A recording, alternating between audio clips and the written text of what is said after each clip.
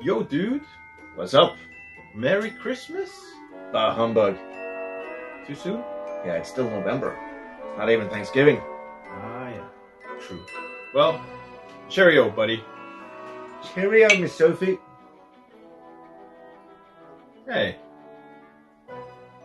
Oh, I'll kill that cat. Hello, everyone, and welcome back to the channel. And this year's first Christmas episode. So, why are we doing a Christmas episode in November, Paul? Well, the theaters has already started rolling out the Christmas movies.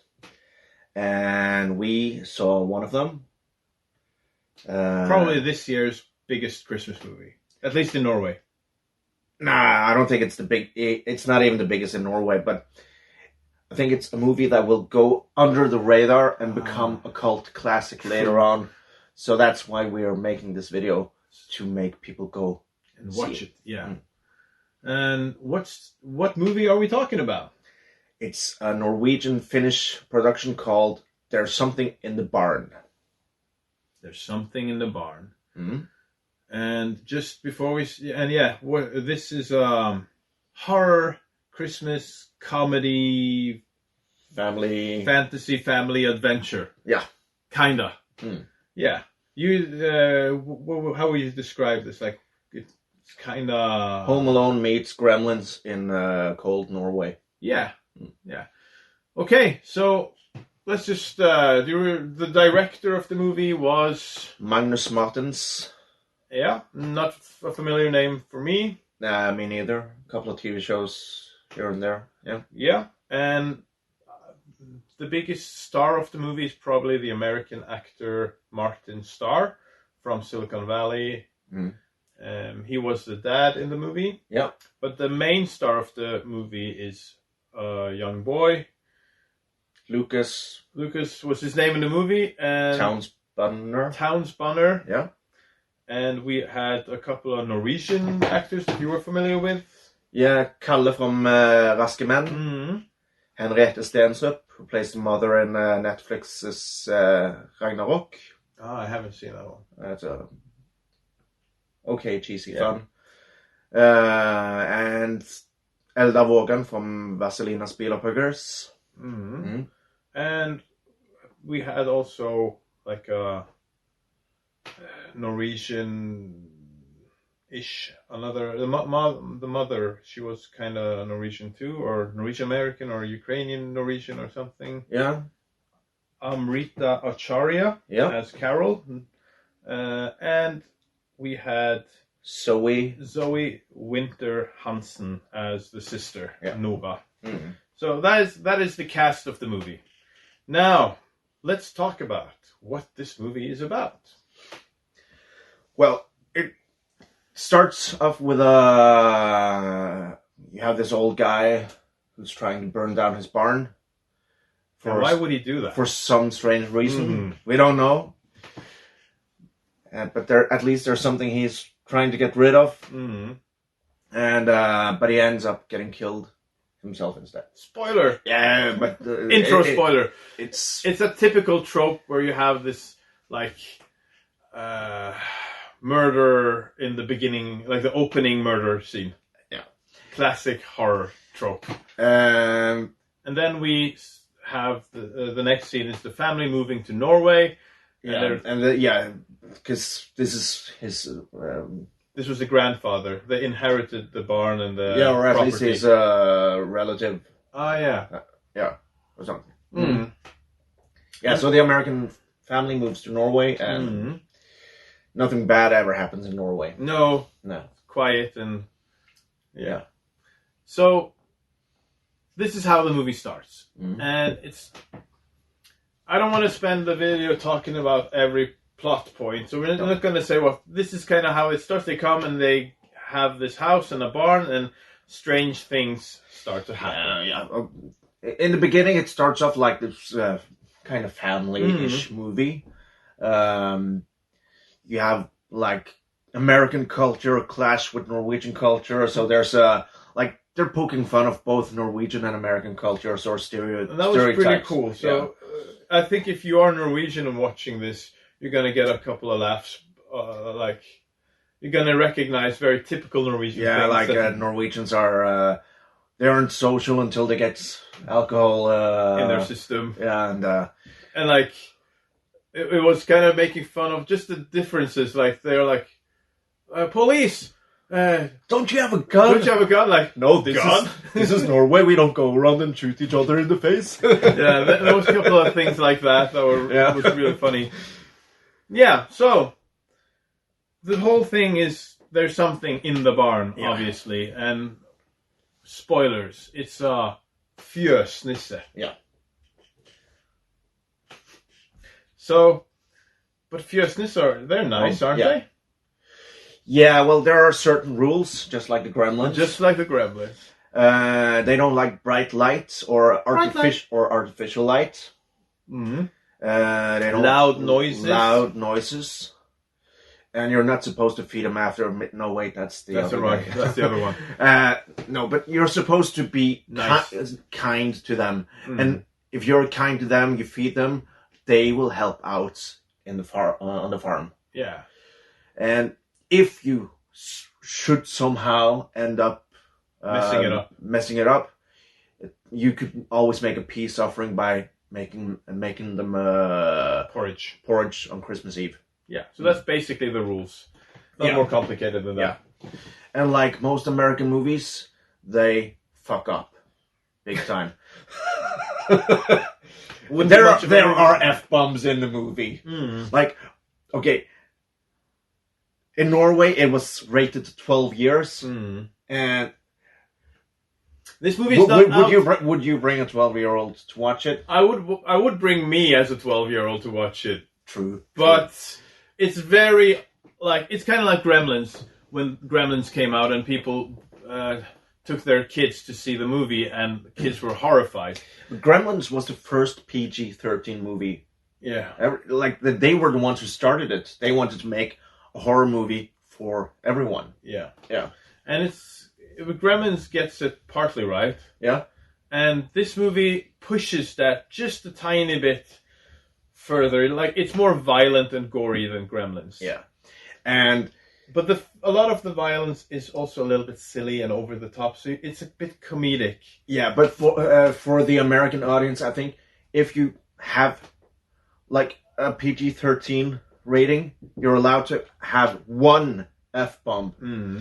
But this movie keeps dropping the F-bombs all the time, so... That was a bit interesting, because the first part of the movie, it starts out really like a family movie. Mm. Doesn't do anything wrong in that genre, and I thought it was going to be PG-13. Yeah. But the last act and the last... I don't know, yeah. Yeah, the last act and the last part of the movie, it amps up the violence, amps up the gore, amps up the swearing, everything. And it's like... It's almost as if they were like, hey, let's do this very nice family Christmas fantasy movie. And then like, you know what? Screw it. Let's just go have fun. And that was the saving grace in my opinion. Absolutely. Yeah, because like, if it had had less gore and less violence, I would not have been as entertained. No. But it is a little bit lighthearted and fun. It doesn't get all that dark. No, absolutely not. Did you like the movie? I loved it. Absolutely. Like you said, for me, this is this year's Christmas movie. Mm. But I know there are other movies that will be bigger in Norway. Do we have any other Christmas movies coming? Like in the cinema? I don't know any. Yeah, there are a couple of other movies, but they're not for me. Like there's The Road to Bethlehem or something. Not my kind of movie, and then there's Julie Skomakergata movie. Yeah. I'm not catching that one either. So, I mean, if you like Gremlins, if you like, Santa Sleigh, Krampus, cheesy, silly, over the top action, horror Christmas movies, then this is a must watch. Absolutely. And okay, so it's about the fjøsnisse, and or for the American audience, is it a gnome? Barn elf. Barn elf, not a garden gnome. Not a garden gnome or a leprechaun. No, it's a barn elf. Yeah. So the barn elf is he's not mean and evil, or I mean he's something. He can be both. He can be nice and he can be mean. It depends on you. Yeah. So that was a pretty interesting take, because like you don't have that many characters that are one or either or change. You have a little. No, but it is like the Gremlins. Like he's a good guy, but you forget the rules and. But then they are not the Mogwai anymore. No. They transform. This is like the barn elf being just very like full of spite. But it was cool. And what else? Anything worth mentioning? If you remember, and yeah, as I said, it's a family movie. That I like that part. Where the first half of the movie, you get to learn about the family. You get their like story and. The kid is the smart one you get the story through his perspective. He notices the elf, he communicates with the elf, and he learns about Norwegian culture and the rules. And the other family members, up to a certain point in the movie, they don't believe him. They don't believe him. They're oblivious, like to what's going on, especially the dad. Yeah, and yeah, it does a couple of cliches, but it did it in a cool way. Yeah, it's a movie about a family bonding. Like the mother, she's just a stepmom. Oh yeah. So it's